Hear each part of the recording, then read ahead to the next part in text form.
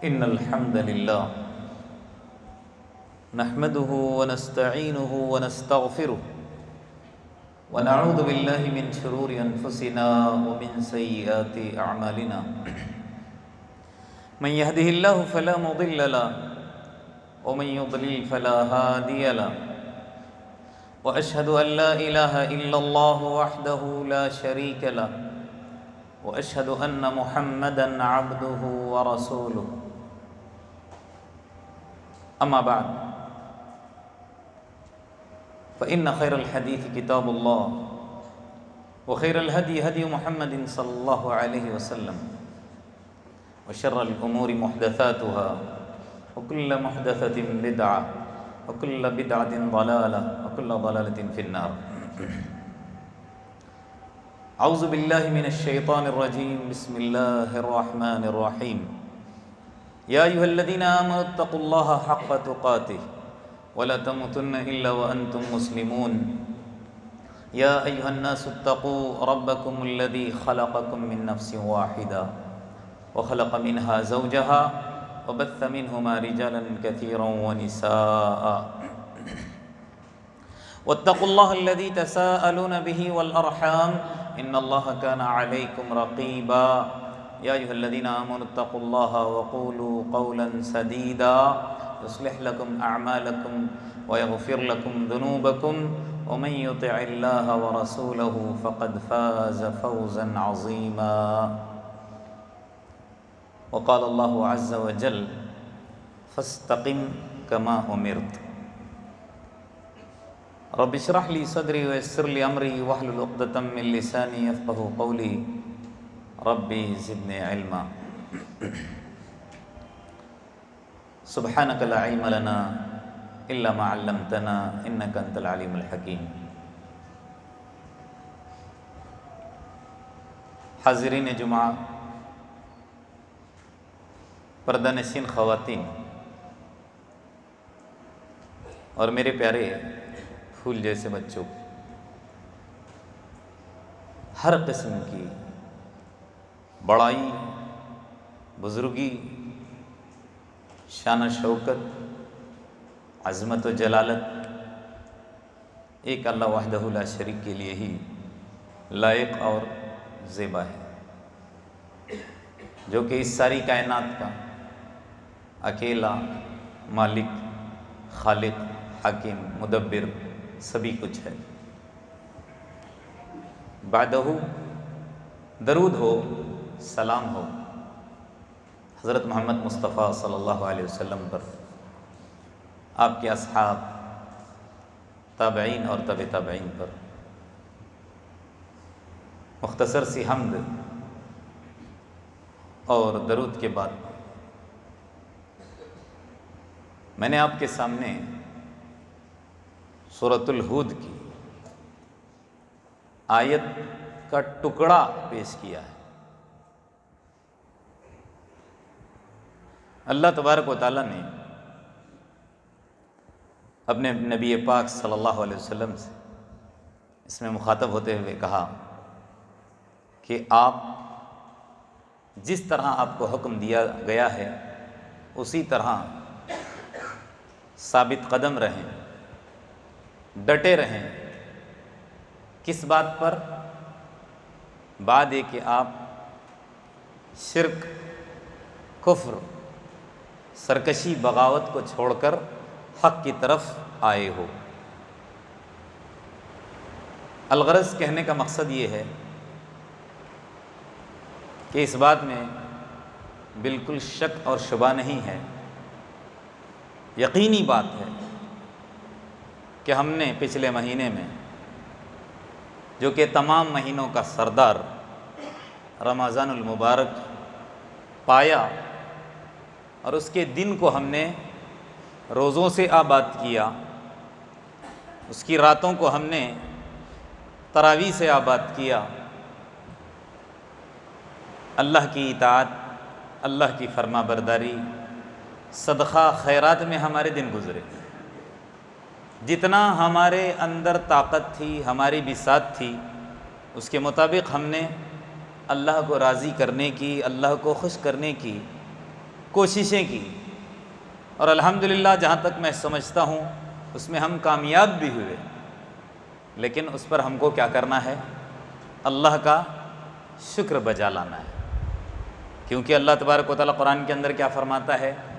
لئن شکرتم لأزیدنکم، شکر کرتے رہو گے تو میں جو نعمت تم کو دیتا ہوں اس کے اندر اضافہ کرتا رہوں گا، اور اگر شکر نہیں کرو گے، کفر کرو گے، ناشکری کرو گے، تو وہ نعمت ہم سے چھن جاتی ہے۔ کہنے کا مطلب یہ ہے، رمضان ہم نے بڑے اطمینان، بڑے سکون، اللہ کو راضی کرتے ہوئے گزارا۔ اب اسی رمضان کے مطابق ہمارے 11 مہینے گزرے، اس کے لیے احسن اور صحیح طریقہ یہ ہے کہ ہم اسی پر قائم اور ثابت رہیں۔ کیا مطلب ہے؟ جیسے ہم نے رمضان کے اندر روزے رکھے، 11 مہینے کے اندر بھی ہم نوافل روزے رکھ سکتے ہیں۔ میں آپ کو یہ نہیں کہتا کہ پورے کے پورے 11 مہینے رکھو، نوافل روزے ہیں۔ ہر مہینے کے اندر اللہ کے رسول صلی اللہ علیہ وسلم نے 3 روزوں کی تاکید کی ہے، 13، 14، 15، جس کو ایام 20 کہا جاتا ہے۔ اللہ کے رسول صلی اللہ علیہ وسلم کا معمول تھا پیر اور جمعرات کا، اللہ کے رسول صلی اللہ علیہ وسلم کی اتباع کرتے ہوئے ان روزوں کو بھی ہم رکھیں، اس کا بھی اہتمام کریں۔ رہی بات تراویح کی، رمضان میں باجماعت تراویح ادا کی جاتی ہے، لیکن غیر رمضان میں ہمارے لیے تہجد ہے اور بھی نوافل نمازیں ہیں۔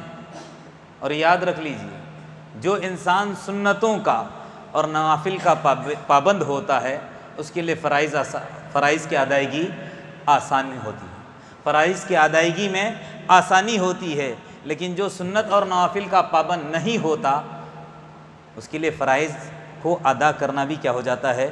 مشکل ہو جاتا ہے۔ یہ تجربے کی بات بتا رہا ہوں میں، یہ حقیقی بات ہے کہ جو انسان سنت کا پابند رہتا ہے، سنت کی طرف گامزن ہوتا ہے، تو اس کے لیے فرائض بہت ہی آسان ہوتے ہیں۔ تو میں نے کیا کہا؟ روزے ہوں یا نمازیں ہوں یا نفلی صدقہ خیرات ہوں یا فطرے کی ادائیگی ہو، رمضان گزر جانے کے بعد وہاں سٹاپ نہیں لگتا، وہاں پر بھی رکنا نہیں ہے ہم کو۔ آگے پورے 11 مہینے کے اندر بہت سارا موقع ہم کو ہے کہ ہم اس میں نفلی خیرات کریں، نفلی صدقات کریں، سوشل ورک کریں، لوگوں کے کام آئیں، اللہ کے بندوں کے کام آئیں۔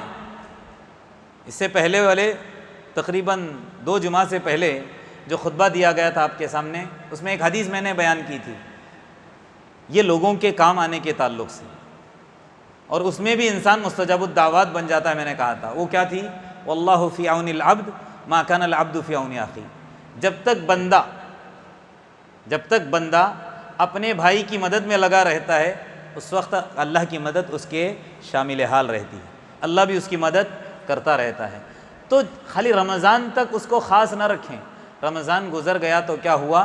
باقی جو مہینے ہیں اس پر ہم کو ثابت قدم رہنا ہے، انہی اعمال پر جو اعمال ہم کس میں کر رہے تھے؟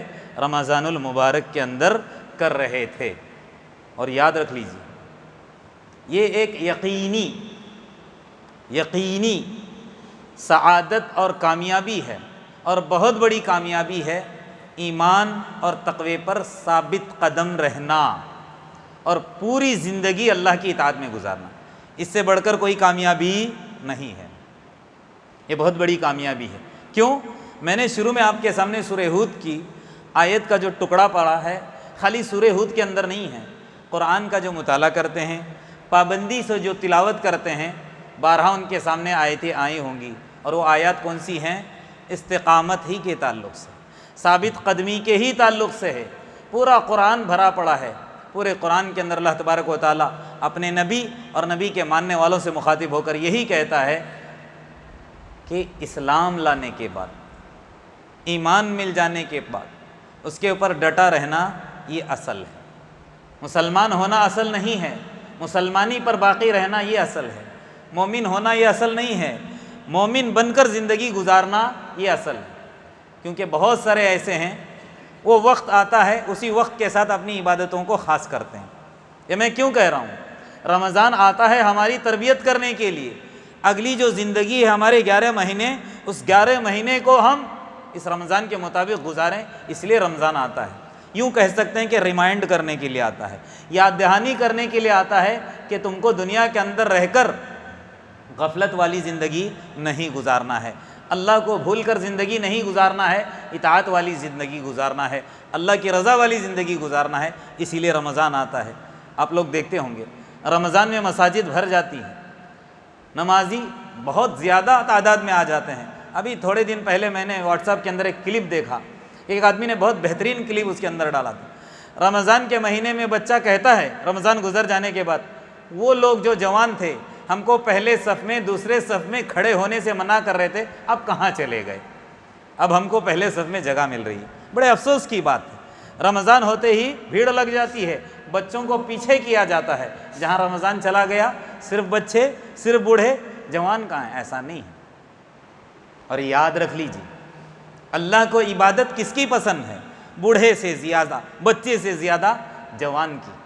اسی لیے 7 آدمی جو کل قیامت کے دن اللہ کے عرش کے سائے تلے رہیں گے، اس میں سے ایک انسان کا اللہ کے رسول صلی اللہ علیہ وسلم نے ذکر کیا ہے، حدیث قدسی ہے، شاب، ایسا نوجوان نشأ فی عبادت اللہ، جو اللہ کی عبادت میں زندگی گزارتا ہے۔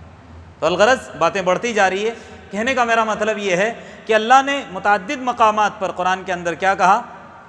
فاستقم کما امر، کہیں کہا فاستقیموا الیہ واستغفروا۔ اللہ نے کیا کہا اپنے نبی سے؟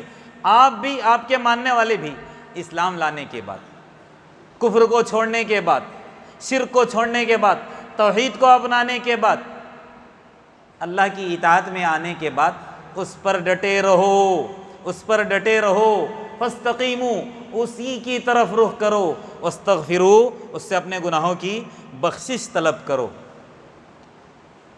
اللہ کے رسول صلی اللہ علیہ وسلم نے ایک بہت ہی جامع اور ایک بہت ہی کامل نصیحت مجھ کو اور آپ کو کی ہے۔ دیکھنے میں وہ نصیحت بہت مختصر ہے، بہت چھوٹی ہے، الفاظ بہت تھوڑے ہیں، لیکن اگر معنی اور مفہوم دیکھا جائے تو بہت ہی جامع۔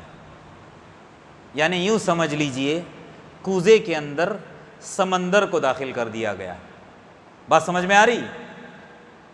اللہ کے رسول صلی اللہ علیہ وسلم کے پاس غالباً ایک صحابی، نام ابھی ذہن سے نکل گیا، سفیان الثقفی، سفیان الثقفی صحابی اللہ کے رسول صلی اللہ علیہ وسلم کے پاس آتے ہیں اور آ کر کہتے ہیں کہ اللہ کے رسول صلی اللہ علیہ وسلم مجھے ایسی نصیحت کیجئے، ایسی بات بتا دیجئے کہ وہ بات میں آپ سے سیکھنے کے بعد پھر میں کسی اور کے پاس مجھے جانے کی ضرورت نہ پڑے، کسی اور سے میں کچھ طلب نہ کروں، کسی اور سے نہ پوچھوں۔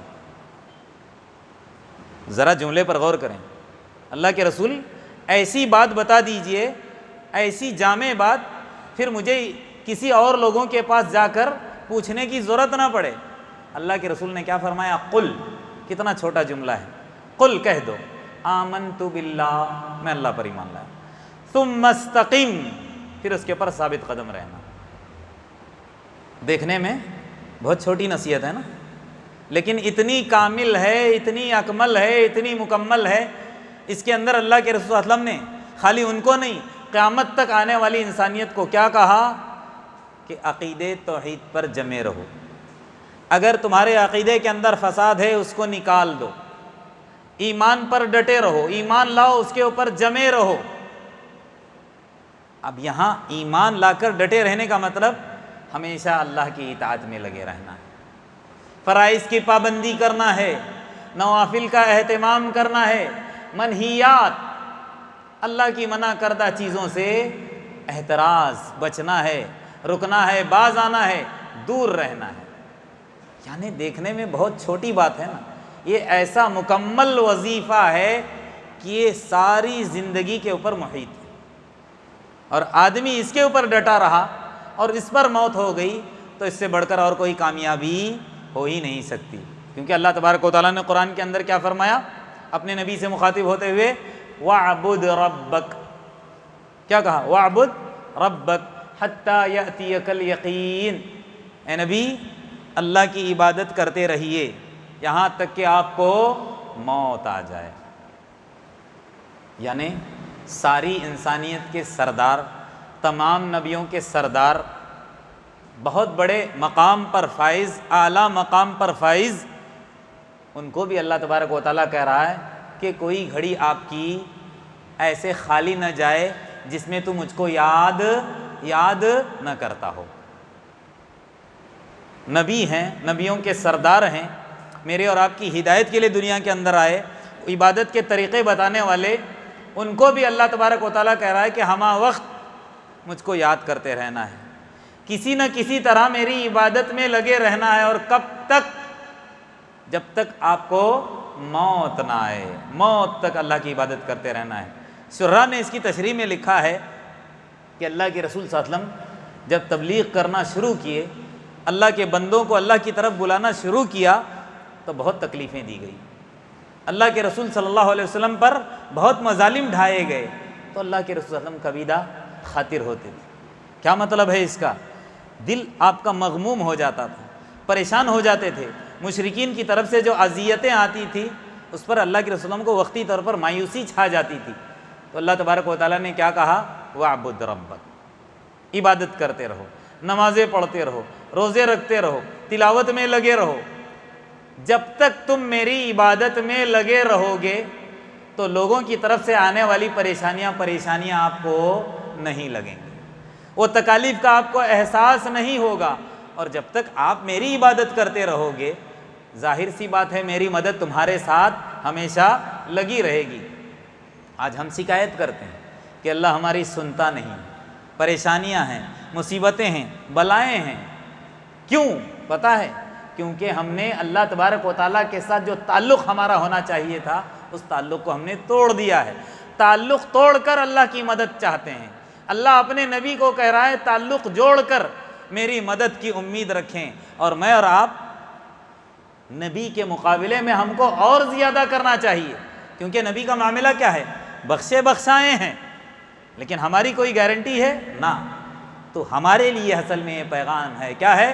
وَاعْبُدْ رَبَّكَ، اپنے رب کی عبادت کرتے رہو حتیٰ یأتیک الیقین، یعنی کوئی ہمارا لمحہ، کوئی لحظہ ہمارا اللہ کی عبادت کے بغیر نہ گزرے۔ اب آپ کہو گے ہر وقت عبادت، ہمارے جو بھی کام ہیں وہ بھی عبادت بن سکتے ہیں جب ہمارے کام نبی صلی اللہ علیہ وسلم کی سنت کے مطابق ہوں۔ ہمارا کھانا عبادت نہیں بن سکتا، ہمارا سونا عبادت نہیں بن سکتا، یہاں تک کہ باتھ روم جانا بھی ہمارا عبادت بنے گا، لیکن سنت کے مطابق جو نبی کریم صلی اللہ علیہ وسلم نے طریقے بتائیں اس کے طریقے کے مطابق اگر ہماری زندگی گزرے، عبادت ہے دوست۔ عبادت کا مطلب یہ نہیں ہے کہ کونا پکڑ لو اور نکل جاؤ، نہ گھر کی فکر، نہ کاروبار کی فکر، نہ کسی، یہ نہیں ہے عبادت کا نام۔ عبادت صحیح معنی میں نبی صلی اللہ علیہ وسلم کی زندگی کو سامنے رکھ کر زندگی گزارنے کا نام یہ عبادت ہے۔ اس لیے اتنے دین سے دروس کیوں دیے جا رہے ہیں؟ اپنی طرف سے کچھ دین کے اندر داخل مت داخل کرو، کیونکہ دین مکمل ہو چکا ہے۔ نہ میرے بڑھانے سے وہاں پر کچھ ہو سکتا ہے، نہ میرے گھٹانے سے کچھ ہو سکتا ہے، بلکہ بڑھانے پر بھی ہم گنہگار ہیں، کل ہماری گرفت ہوگی، گھٹانے پر بھی ہماری گرفت ہوگی۔ دین مکمل ہو چکا ہے۔ اللہ کے رسول صلی اللہ علیہ وسلم ساری باتیں امت کو بتا کر چلے گئے ہیں۔ اگر ہم چاہتے ہیں کہ ہم کامیاب ہوں تو ویسے ہی ہماری زندگی گزرے جیسے نبی صلی اللہ علیہ وسلم نے بتایا ہے۔ تو لہٰذا اللہ تبارک و تعالیٰ نے کیا کہا؟ وَاعْبُدْ رَبَّكَ، اپنے رب کی عبادت کرتے رہو یہاں تک کہ موت آ جائے۔ کہیں اللہ کے رسول صلی اللہ علیہ وسلم نے امت کو سمجھاتے ہوئے کہا قاربو، تم اللہ کے قریب ہو جاؤ، اللہ کی قربت حاصل کرو۔ وسددو، لفظ سدید کے معنی آتے ہیں سیدھے کے، لیکن یہاں پر مراد سدیدو سے استقامت ہی ہے، دین پر استقامت ہی کے معنی میں ہے۔ کیوں؟ اللہ کے رسول صلی اللہ علیہ وسلم نے فرمایا کہ یہاں پر ہم کیا سمجھتے ہیں؟ دین پر ثابت قدم رہنے کا مطلب صرف ہم نے نمازیں پڑھ لی، صرف ہم نے روزے رکھ لیے، صرف ہم نے تلاوت کر لیا، نہ، بلکہ ہم جس طرح حقوق اللہ کے حقوق کی ادائیگی کی ہم کو فکر ہے، ویسے حقوق العباد کے معاملے میں بھی ہم کو بہت زیادہ محتاط رہنے کی ضرورت۔ بعض دفعہ ہوتا ہے بہت اچھا سا ملا رہتا ہے، عبادتیں خوب کرتا ہے، لیکن لین دین کے معاملے میں، معاشرت کے معاملے میں، گھریلو اگر اس کی زندگی دیکھیں بہت حالات خراب رہتے ہیں۔ اسی لیے ثابت قدمی دونوں پہلو پر ہے، حقوق اللہ کے معاملے میں بھی اور حقوق العباد کے معاملے میں بھی۔ اس لیے اللہ کے رسول نے یہاں پر کس طرف نشاندہی کی ہے؟ کہا قاربو، اللہ کے قریب ہو جاؤ، وسددو، ثابت قدم رہو۔ آگے کیا فرمایا، الا سن لو وَإِنَّ أَشَدَّ مَا يَنبَغِي أَن يَكُونَ عَلَيْهِ الْمُسْلِمِ، مسلمان کے لیے ایک خصوصی طور پر جس بات کا خیال رکھنا ہے وہ کیا ہے، من الحذر التعدی علی المخلوقین بقول او فعل۔ کیا فرمایا، اس کا مطلب کہ ایک مسلمان کو خاص طور پر اس بات کا خیال رکھنا ہے کہ اس کی ذات سے کسی اللہ کی مخلوق پر ظلم نہ ہو، وہ ظلم نہ کرے، غیر محسوس طریقے سے بھی، انجانے میں بھی ہم سے نہ ہونے پائے۔ یہ ہماری کیا ہونی چاہیے، کوشش ہونی چاہیے۔ اور کیا کہہ رہے ہیں، ہماری طرف سے جو زیادتی مخلوق پر کس بات سے، بقول او فعل، نہ زبان سے نہ ہی ہاتھ سے۔ ہم کیا سمجھتے ہیں، ہاتھ سے مارنا ہی زیادتی ہے، زبان سے جو چاہے بکتے جائیں، نہ، زبان پر بھی ہماری کنٹرول۔ بعض دفعہ کیا ہوتا ہے، زبان سے ہم کوئی بات کہتے ہیں، اس کا کیا ہے، دل چکنا چور ہو جاتا ہے۔ مار جو مارتے ہیں ہو سکتا ہے اس کا گھاؤ مٹ جائے، لیکن ہماری وجہ سے جو بات کا جو اثر ہے، جو بات کی مار ہے، ہماری زبان سے جو ہمارے مار پڑتی ہے سامنے والے بھائی پر، وہ ہمیشہ اس کے ذہن کے اندر رہتی ہے، وہ سناتا رہتا ہے فلانے وقت آپ نے۔ تو اللہ کے رسول صلی اللہ علیہ وسلم نے اس طرح ہماری تربیت کی ہے کہ نہ قول نہ ہی فعل، ان دونوں کے ذریعے سے کسی بھی اللہ کی مخلوق پر ہماری وجہ سے زیادتی نہ ہو، ظلم نہ ہو، بچنا چاہیے۔ اور آگے کیا فرمایا، او النیل منہم فی عرض او مال، اور اس کے مال کے اور جان کے بھی اور اس کی عزت کے بھی در پہ نہیں ہونا چاہیے، یعنی اس کی عزت بھی پامال نہ ہو ہماری وجہ سے اور اس کا مال بھی ہڑپ نہ ہو۔ بعض دفعہ ایسا ہوتا ہے، ہم کو محسوس نہیں ہوتا ہے کہ ہم کسی کا مال کھا جاتے ہیں، یا ہماری وجہ سے کسی کی زمین کا معاملہ یا کوئی بھی معاملہ ہو، وہاں پر زیادتی ہوتے رہتی ہے اور ہم کو اس بات کا احساس نہیں ہوتا۔ اس لیے اللہ کے رسول نے کیا فرمایا، فَإِنَّهُ حقوق الخلق عظیمہ عند اللہ، کیا فرمایا، بندے کا جو حق ہے، حقوق العباد ہے، یہ بہت ہی عظیم ہے اللہ کے نزدیک۔ اس لیے کیا فرمایا، وَهِيَ مِنَ الدَّيْوَانِ الَّذِي لَا يُغْفَرْ حَتَّى يَتَحَلَّلَ الْمَرْءُ مِنْ أَصْحَابِ الْمَظْلَمَاتِ۔ مطلب یہ ہے اس کا کہ جب تک یہ اتنے بڑے گناہ ہیں، حقوق العباد کے معاملے میں اگر کوئی انسان لاپرواہی برتتا ہے، اتنے بڑے گناہ ہیں، جب تک کہ ایک ظالم مظلوم سے اپنے جو گناہ ہیں اس کا تصفیہ نہ کر لے، اس وقت تک اللہ تبارک و تعالیٰ اس کو معاف نہیں کرے گا۔ بات سمجھ میں آ رہی؟ اگر ہم نے کسی کے اوپر ظلم کیا، وہ جب تک معاف نہیں کرے گا، اللہ تبارک و تعالیٰ ہم کو معاف کرنے والا نہیں ہے۔ حقوق اللہ کے معاملے میں اللہ تبارک و تعالیٰ کل ہم کو معاف کرے گا، اور حقوق العباد کا معاملہ بہت ہی سخت اللہ تبارک و تعالیٰ نے بندے کے اوپر ڈال دیا ہے۔ جب تک بندہ معاف نہیں کرے گا، اس سے ہم تصفیہ نہیں کرائیں گے، جب تک ہماری بخشش ہونے والی نہیں ہے۔ اس آیت کو پڑھنے کے بعد سمجھ میں آ جائے گی۔ اللہ تبارک و تعالیٰ قرآن کے اندر کیا فرماتا ہے، والذین یؤذون المؤمنین، وہ حضرات، وہ لوگ جو مومنین کو تکلیف دیتے ہیں، والمؤمنات، مومنات کو، مومن بندیوں کو تکلیف دیتے ہیں، بغیر مکتسبوا، بے قصور، کوئی ان کا قصور نہیں ہوتا، بغیر کسی بات کے ان کے اوپر ظلم کرتے ہیں، زیادتی کرتے ہیں، اللہ فرماتا ہے فقد احتملوا بہتانا واثما مبینا، ایسے لوگ مفت میں اپنے اوپر بہتان کو، گناہوں کو، اور پھر بہت ساری ایسی تکالیف کو کل جو ان کو جھیلنا پڑے گا قیامت کے دن، وہ اپنے اوپر کیا کر رہے ہیں، لاد رہے ہیں، بوجھ اٹھا رہے ہیں۔ یعنی کسی کو تکلیف دینا ان کے گناہوں کا بوجھ اپنے سر کے اوپر لادنے کے برابر ہے۔ اس لیے اللہ کے رسول صلی اللہ علیہ وسلم نے کیا فرمایا، من کانت عنده مظلمہ لاخیہ، اگر کسی بھی بھائی کا کسی کے اوپر کوئی معاملہ ہے، یعنی کوئی بھائی نے اپنے بھائی کے اوپر یا کسی دوست نے کسی دوست کے اوپر کوئی ظلم کیا ہے، کیا فرماتے ہیں، فلیتحلل منہ قبل الا یکون درہم ولا دینار، وہ دن آنے سے پہلے اس دنیا کے اندر معاملہ رفع دفع کر لے، جس دن نہ دینار کام آئے گا نہ درہم۔ آج تو معاملہ کیا ہوتا ہے، پیسے کے زوم پر ہم اپنے مسائل حل کراتے ہیں کہ نہیں؟ کتنا بڑا مسئلہ کیوں نہ ہو، نوٹ دکھاؤ اپنا کام بنا لو، وہاں نوٹ نہ درہم نہ دینار کچھ کام نہیں آئیں گے، وہاں انسان پیسے دے کر اپنی جان نہیں چھڑا پائے گا۔ اس لیے اللہ کے رسول نے آج سے 1400 سال پہلے کیا فرمایا، اگر کوئی معاملہ آپس میں تمہارا ہے اسی دنیا کے اندر ختم کر دو۔ آگے کیا فرماتے ہیں، ولا دینار ان کان لہ عمل صالح اخذ منہ بقدر مظلمتہ، ہاں اگر دنیا کے اندر اللہ میرے اور آپ کی حفاظت فرمائے، اگر ہم نے رفع دفع معاملہ نہیں کیا اور ہم اس دنیا سے جاتے ہوئے ذرا نیک اعمال تھوڑے بہت اگر لے گئے، لیکن ہم ظالم ہیں تو معاملہ کیا ہو گیا، کیا ہوگا وہاں پر؟ جتنا ہم نے اپنے دوست یا بھائی کے اوپر ظلم کیا ہوگا اتنا بقدر ہمارے سے کیا جو نیکیاں ہیں ہمارے پاس، وہ نیکیاں لے کر اس کو دی جائیں گی، اللہ کے رسول صلی اللہ علیہ وسلم فرماتے ہیں۔ لیکن معاملہ ایسا ہے، دنیا کے اندر بہت سارے ایسے ظالم ہوتے ہیں، وَإِن لَّمْ يَكُنْ حَسَنَاتٌ، ان کے پاس حسنات بھی نہیں ہیں، نیکیاں بھی نہیں، ان کا کیا معاملہ ہوگا؟ نیکیاں ہیں تو سامنے والے کو دے دی جائیں گی اور ہو سکتا ہے پھر بچ کر یہ جنت میں آ جائے۔ لیکن ایسا ظالم جس کے پاس نیکیاں ہی نہیں ہیں، وَإِن لَّمْ يَكُنْ حَسَنَاتٌ أُخِذَ مِن سَيِّئَاتِ صَاحِبِهِ، کیا فرماتے ہیں؟ سامنے والا جو مظلوم ہے اس کی برائیاں اس کے اوپر پہلے سے دنیا سے جاتے وقت بہت ساری برائیاں اور گناہیں لے کر گیا ہی ہے، پریشان رہے گا، پھر سامنے والے میں اللہ تبارک و تعالیٰ میرے اور آپ کی حفاظت فرمائے، سامنے والے کی برائیاں اور اس کی جتنے بھی ظلم اور زیادتیاں ہیں اس کے اوپر ڈال دی جائیں گی، فحمل علیہ، اس کے اوپر لاد دی جائے گی۔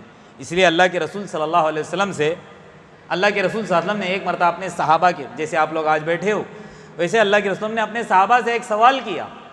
راوی حدیث، مسلم کی صحیح روایت ہے، راوی حدیث حضرت ابو ہریرہ ہیں، پوچھا من المفلس من امتی، میری امت کا مفلس کون ہے؟ اللہ کے رسول صلی اللہ علیہ وسلم نے سوال کیا۔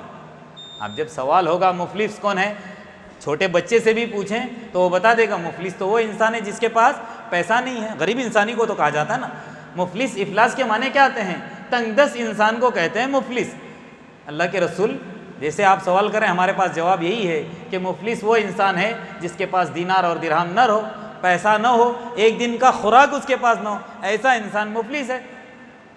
اللہ کے رسول نے فرمایا نا، مفلس وہ نہیں ہے، میرے کہنے کا مطلب جس کے پاس پیسہ اور دینار نہ ہو۔ میری امت کا مفلس کل قیامت کے دن وہ ہوگا جو روزے لے کر آئے گا، نمازیں لے کر آئے گا، صدقہ خیرات لے کر آئے گا، تلاوتیں لے کر آئے گا، لیکن معاملہ کیا ہوگا؟ جیسے دو آیتیں میں نے ابھی شروع میں پڑھی نا، معاملہ یہ ہوگا کسی کو گالی دیا ہوگا، کسی کا خون بہایا ہوگا، کسی کا مال ہڑپ کیا ہوگا، کسی کے اوپر کسی نہ کسی طریقے سے زیادتیاں کی ہوگی، لوگوں کو اس کی وجہ سے تکلیف بھی ہوگی، دل ٹوٹا ہوگا۔ اب معاملہ کیا ہوگا؟ اگر یہ ڈھیر ساری نمازیں کہا نا لے کر گیا ہے، اس میں سے ان کو دی جائیں گی جن کے اوپر اس نے ظلم کیا ہے، اور نمازیں، روزے، تمام چیزیں ختم ہو جائیں گی۔ پھر اس کے بعد سامنے والے کی برائیاں اس کے اوپر لاد دی جائیں گی، اور آخر میں اس کو کہاں ڈال دیا جائے گا؟ جہنم میں ڈال دیا جائے گا۔ اللہ میرے اور آپ کی حفاظت فرمائے۔ الغرض کہنے کا یہ ہے کہ استقامت حقوق اللہ کے معاملے میں بھی ہونی چاہیے، اور استقامت حقوق العباد کے معاملے میں بھی ہونی چاہیے۔ دونوں معاملے میں ہم کو محتاط، احتیاط والی زندگی گزارنا، یہ نہیں کہ ہم دنیا کے اندر آ کر اللہ کو بھول کر زندگی گزاریں، شرک کے اندر ہماری زندگی ملوث ہو، بدعات کے اندر ہو، ایسا نہیں ہونا چاہیے۔ جس سے اللہ ناراض ہوتا ہے اس سے بچنا لازم اور ضروری ہے، ورنہ یہ زندگی نہیں ہے۔ کیا کہا قرآن نے؟ ہم کل انعام بل ہم اضل کہا۔ جو مشرک ہوتا ہے، جو کافر ہوتا ہے، جو باغی ہوتا ہے، وہ انسان نہیں ہے، انسان کے اندر اس کا شمار ہی نہیں ہے۔ کیا کہا؟ جانور نہیں، جانور سے بھی بدتر قرآن کہتا ہے، اور قرآن اللہ کا کلام ہے، اللہ کا فرمان ہے، انسان کی کیٹیگری میں نہیں ہے مشرکین۔ وہ اپنے آپ کو چاہے کتنا بڑا انسان کیوں نہ کہیں، وہ انسان نہیں ہو سکتا۔ اسی طرح جس طرح حقوق اللہ کا معاملہ ہے، حقوق العباد کے معاملے میں بھی رمضان میں کتنا انسان محتاط رہتا ہے کسی کو تکلیف دینے کے معاملے میں، کہ رمضان کا مہینہ ہے نا، جھوٹ نہیں بولنا ہے، کسی کو مارنا نہیں ہے، کسی کو تکلیف۔ ایسے ہی غیر رمضان کے اندر بھی حقوق العباد کے معاملے میں بھی اس کو ثابت قدم رہنا ہے۔ آخری آیت پڑھتا ہوں میں، جس میں اللہ تبارک و تعالیٰ کیا کہتا ہے؟ ان الذین قالوا، وہ حضرات سورہ احقاف کی آیت ہے جو کہتے ہیں ربنا اللہ، ہمارا رب اللہ ہے، ثم استقاموا، پھر اس کے اوپر ثابت قدم رہتے ہیں، یعنی مومن بننے کے بعد، مسلمان ہونے کے بعد اس کے اوپر ثابت قدم رہتے ہیں، ساری زندگی اللہ کی اطاعت میں اس کی گزرتی ہے، فلا خوف علیہم ولا هم يحزنون۔ ایسے لوگوں کو غم کرنے کی، پریشان ہونے کی، بالکل ٹینشن لینے کی ضرورت ہی نہیں، اللہ کہتا ہے فلا خوف علیہم ولا هم يحزنون، غم نہیں ہوگا ایسوں کو، اولئک اصحاب الجنہ، حقیقت میں جنت کے حقدار یہی ہیں، خالدین فیہا، ہمیشہ اس میں رہیں گے، جزاء بما كانوا يعملون، یہ ان کا بدلہ ہے جو دنیا کے اندر رہ کر وہ کام کر کے اللہ کے پاس روانہ ہو۔ الغرض کہنے کا یہ ہے کہ رمضان گزر گیا تو کیا ہوا؟ جو ابھی 11 مہینے ہیں، اس 11 مہینے کے اندر بھی رمضان والی زندگی گزارنے کی ہم کو کیا کرنا ہے، کوشش کرنا ہے۔ اسی طرح سے ایک چھوٹی سی نصیحت یہ ہے، بہت سارے لوگوں نے الحمدللہ شوال کے روزے مکمل کر لیے ہوں گے، تقریباً آج 11 یا 12 تاریخ ہے، اب 15 16 یا 17 18 جتنے بھی دن رہ گئے ہیں، یہ کوشش کریں جیسے ہم نے رمضان کے اندر پورے اہتمام کے ساتھ فرض روزے ہم نے مکمل کیے، وہ جو فرض روزے ہیں ہم نے مکمل کیے ہیں، احادیث کے اندر آتا ہے اس کا معاملہ 10 مہینے کے برابر اجر ملتا ہے۔ ہم چاہتے ہیں کہ پورے سال کے روزے کا ہم کو ثواب ملے۔ اللہ کے رسول نے فرمایا جو انسان رمضان کے روزے کے ساتھ ساتھ 6 روزوں کا اہتمام کرتا ہے، اللہ تبارک و تعالیٰ اس کو سال بھر کے روزوں کا اجر سے نوازتا ہے۔ اور اس کے علاوہ ایک اور بات وہ کہنا بہت ضروری ہے، وہ یہ ہے کہ جب میں ابھی ممبر پر کھڑا ہو گیا خطبہ دینے کے لیے، اور یہ ہمیشہ بھی کہتا ہوں، پہلے بھی کہہ چکا ہوں، تو دیکھا میں نے مشکل سے 3 یا 4 صف یا 5 صف تھے، اب دیکھتے ہی دیکھتے ماشاءاللہ کیا ہو گیا، مجمع یہاں پر بھی فل ہو گیا، اور میں سمجھتا ہوں اوپر بھی لوگ آ گئے ہوں گے۔ یہ معاملہ یہاں پر ایسا بالکل ہمارا نہیں ہونا چاہیے۔ کیوں؟ جمعہ کے اندر جو 2 رکعت ہیں وہ 2 رکعت لیس کر دی گئی ہیں ظہر سے، اور اس کے بدلے ہم کو 2 خطبے عطا کیے گئے ہیں، یاد رکھ لیجئے۔ 4 رکعت جو ہیں ہم ظہر ادا کرتے ہیں نا، اس کے مقابلے میں 2 رکعت نماز جمعہ کی اور 2 خطبے، یہ ہم کو سننا لازم اور کیا ہے، ضروری ہے۔ اس معاملے میں ہمیشہ ہم کیا کرتے ہیں، کوتاہی سے کام لیتے ہیں، بالکل نہیں لینا چاہیے۔ جب یہاں پر ممبر پر خطیب کھڑا ہو جاتا ہے، فرشتے اپنا جو دیوان ہوتا ہے، کیا کہتے ہیں اس کو، رجسٹر، وہ بند کر کے کھڑے ہو جاتے ہیں۔ اب جب آدمی خطیب ممبر پر کھڑا ہونے کے بعد آتا ہے تو اس کو وہ اجر، وہ جمعہ کا جو ثواب اس کو ملنا چاہیے، وہ ثواب اس کو اجر اور مل نہیں پاتا۔ تو لہٰذا اس معاملے میں ہم بہت کوتاہی کرتے ہیں، بالکل اس طرح کی کوتاہی سے کام نہ لیں۔ اذان سے پہلے ہی ہمارا معاملہ کیا ہونا چاہیے، مسجد کے اندر آنا چاہیے۔ جمعہ کے دن اس معاملے میں بہت کوتاہی کرتے ہیں۔ جمعہ کا معاملہ کیا ہے، فجر، جو جمعہ کی فجر ہوتی ہے نا، ہم نے اشراق پڑھ لیا، اس کے بعد سے سمجھ لیجئے ممبر پر کھڑے ہونے تک جمعہ کو 5 اس میں اوقات میں تقسیم کر دیا گیا ہے۔ سب سے پہلے جو انسان آتا ہے اس کو اونٹ اللہ کے راستے میں دینے کے برابر اس کو ثواب ملتا ہے، اس کے بعد گائے کا، بکری کا، مرغی کا، اور آخر میں انڈا، یعنی 5 اس میں اس کو کیا کیا گیا ہے، تقسیم کر دیا گیا اوقات میں۔ اور یہاں کہتے ہیں کہ جب یہاں پر ممبر پر کھڑا ہو گیا خطیب تو وہ انڈے کا ثواب بھی اس کو بالکل ملنے والا نہیں ہے۔ ہم چاہتے ہیں کہ ہم کو جمعہ کی فضیلت ملے، جمعہ جو اللہ تبارک و تعالیٰ نے ہمارے اوپر لاگو کیا ہے، اس کی تمام کے تمام ہم کو حسنات اور جو بھلائیاں ہیں اس کے اندر اللہ نے رکھی ہیں وہ ہم کو ملے، تو ہم کو وقت سے پہلے آنا پڑے گا۔ یہ نہیں کہ ہم اس کے اندر تاخیر سے کام لیں، یہ بہت نقصان کی بات ہے۔ ایک اور بات یہ ہے کہ بعض لوگ آتے بھی ہیں، الحمدللہ یہ اللہ کا احسان ہے، مسجد کی حرمت کو پامال کرتے۔ کیا مطلب ہے اس کا؟ مسجد اللہ کا گھر ہے، یہاں پر باتیں، ادھر ادھر کی گفتگو یا ادھر ادھر کی باتیں کرنا بالکل منع ہے۔ قرآن کا اگر مطالعہ کریں گے، اللہ نے اللہ کے گھروں کے تعلق سے کیا فرمایا، فی بیوت اذن اللہ ان ترفع ویذکر فیہا اسمہ۔ اللہ کے گھر بنائے اس لیے جاتے ہیں تاکہ وہاں پر اللہ کا ذکر بلند کیا جائے، اللہ کو یاد کیا جائے۔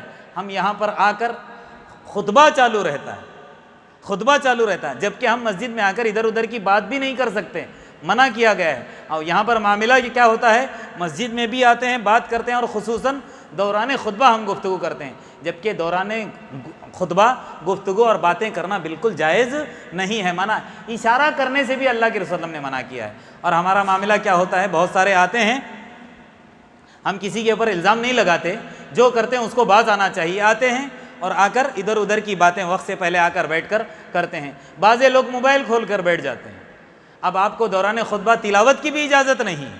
آپ کو کیا کرنا ہے، آپ چاہتے ہو کہ آپ کو جمعہ کی فضیلت حاصل ہو، جب خطیب ممبر پر کھڑا ہو اور خطبہ دینا شروع کرے تو اس کی باتوں کو دھیان سے سنیں، اس پر بھی آپ کو اجر اور ثواب ملنے والا ہے۔ یہ نہیں کہ وہاں پر وہ دے رہا ہے، باتیں بول رہا ہے، گفتگو کر رہا ہے اپنی، اور آپ یہاں بیٹھ کر آپس میں گفتگو کر رہے ہیں ادھر ادھر کی، یا موبائل کے اندر بیزی ہیں۔ یہ بہت خطرناک بات ہے، یہ اللہ تبارک و تعالیٰ کے عذاب کو دعوت دینے جیسا ہو۔ بس یہ چند باتیں تھیں. آخر میں اللہ تبارک و تعالیٰ سے دعا ہے جتنی باتیں میں نے کہی ہیں سب سے پہلے اللہ تبارک و تعالیٰ اس پر مجھے عمل کرنے کی توفیق عطا فرمائے. ساتھ میں آپ لوگوں کو بھی اللہ تبارک و تعالیٰ ایمان کے اوپر اللہ تبارک و تعالیٰ مجھ کو اور آپ کو ثابت قدم رکھے, ایمان کے اندر تقویت عطا کرے, کفر سے شرک سے اللہ تبارک و تعالیٰ میرے اور آپ کی حفاظت فرمائے, اپنی اطاعت والی اپنی رضا والی زندگی اللہ تبارک و تعالیٰ مجھ کو اور آپ کو نصیب کرے, اپنی ناراضگی والی اور اللہ تبارک و تعالیٰ کو ناخوش کرنے والی زندگی سے میرے اور آپ کی حفاظت فرمائے. ربنا آتنا فی الدنیا حسنہ وفی الآخرۃ حسنہ وقنا عذاب النار. ربنا ظلمنا انفسنا وان لم تغفر لنا وترحمنا لنكونن من الخاسرین. ربنا علیک توکلنا والیک انبنا والیک المصیر. ربنا تقبل منا انک انت السمیع العلیم وتب علینا انک انت التواب الرحیم. آمین. سبحان ربک رب العزة عما یصفون وسلام علی المرسلین والحمد للہ رب العالمین.